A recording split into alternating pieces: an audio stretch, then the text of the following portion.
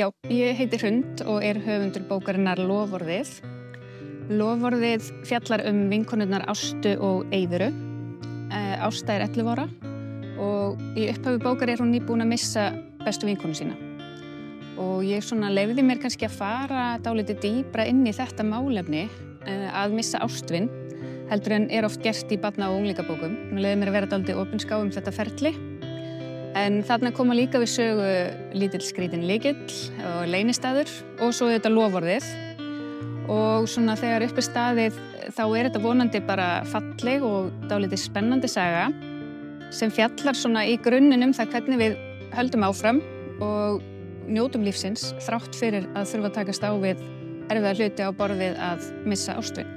Já, Loforðið fékk á sínum tíma Íslensku barnabókaverðlaunin sem gladdi mig óskaplega.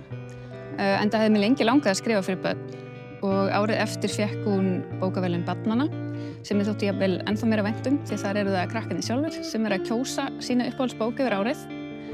Og svo veit ég bara í gegnum tíðina að það hefur mikið verið notuð í skólum við kennslu og verið notuð líka í starfi með börnum sem hafa mist ástvini.